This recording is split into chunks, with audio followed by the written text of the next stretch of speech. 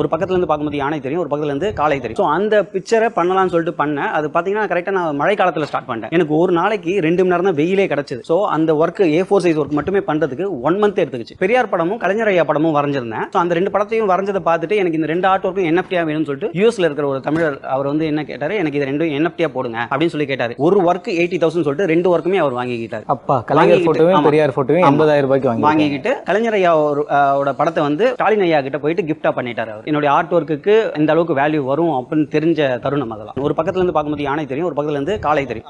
So அந்த பிக்சரை பண்ணலாம்னு சொல்லிட்டு பண்ணேன். அது பார்த்தீங்கன்னா கரெக்டாக நான் மழை காலத்தில் ஸ்டார்ட் பண்ணிட்டேன். எனக்கு ஒரு நாளைக்கு 2 மணி நேரம் தான் வெயிலே கிடச்சிது.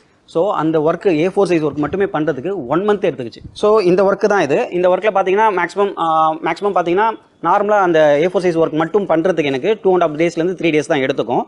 ஆனால் இந்த ஒர்க் வந்து பார்த்தீங்கன்னா ரொம்ப டீட்டெயிலாக எல்லாமே டாட்டாக வச்சு கிரியேட் பண்ண மாதிரி இருக்கும். எல்லாமே சின்ன மேக்னிஃபைங் கிளாஸ். நான் இது வந்து பார்த்தீங்கன்னா 3 விதமான மேக்னிஃபைங் கிளாஸ் வந்து யூஸ் பண்ணுவேன். சின்னது வந்து அவுட்லைன் போடுறதுக்காகவும், மீடியம் சைஸ் வந்து டீடைல் வரைகிறதுக்காகவும், பேக்ரவுண்ட் எரிக்கிறதுக்கு பெருசும் அந்த மாதிரி யூஸ் பண்ணுவேன். இதில் வந்து பார்த்தீங்கன்னா இதில் டீடைல் அதிகமாக இருக்கிறதுனால எல்லாமே சின்ன மேக்னிஃபைங் கிளாஸ் வச்சே பண்ணுற மாதிரி இருந்தது.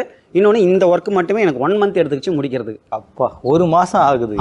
ஒரு மினிமம் ஒரு பெயிண்டிங் பண்ண உங்களுக்கு வந்து ஒரு 3 to 4 நாள் 3 நாள்லேருந்து 4 நாள். நல்லா வெயில் அடிச்சுன்னா 2 நாளே முடிச்சிடலாம். க்ளவுடி நம்ம க்ளவுட் வந்து அப்பப்போ மறைச்சிட்டு போகிற மாதிரி இருந்ததுன்னு பார்த்தீங்கன்னா எனக்கு 4 டேஸ் எடுத்துக்கும். நான் ஆரம்பத்தில் நான் வரைய ஆரம்பிக்கும் போது என்னோட கை நடுக்கங்கள் அது மாதிரி இருந்தது. அதுக்கப்புறமா ஷோல்டர் பெயின் இது மாதிரிலாம் இருந்தது.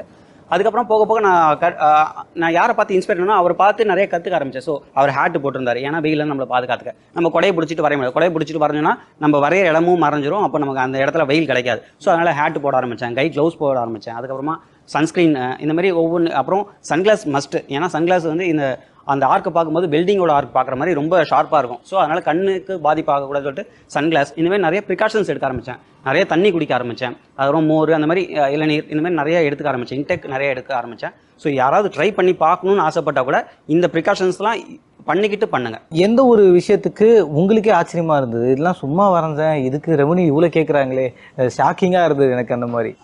அது மாதிரி பார்த்தீங்கன்னா நான் ஆரம்பத்தில் ட்ராயிங் பண்ணிகிட்டு இருக்கும்போது எனக்கு இன்கம்ன்றது அந்த அளவுக்கு இல்லாமல் இருந்தது. ஸோ அப்போ எனக்கு ஒரு ஆப்பர்ச்சுனிட்டி கிடச்சிது. எப்படின்னா நம்ம தமிழ் மூவிக்காக ராக்கின்னு சொல்லிட்டு ஒரு மூவி ஆர்ஏ ஸ்டுடியோவோட நாங்கள் சேர்ந்து மிங்கிள் பண்ணி ஒரு ஆப்பர்ச்சுனிட்டி கிடச்சிது.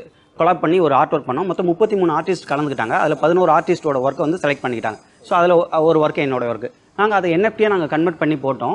ஃபவுண்டேஷன் சொல்லிட்டு ஒரு இதில் போட்டதுக்கப்புறம் பார்த்தீங்கன்னா அந்த ஒர்க்கு A4 சைஸ் ஒர்க் மட்டுமே 1 lakh சேல் ஆச்சு. அந்த மூவிக்காக கொலாபரேட் பண்ணி போட்டது. அதில் கொலாபரேஷனால எல்லாருக்கும் ஈக்குவல் ஷேர் வந்து எனக்கு ஒரு 40,000 கிடச்சிது.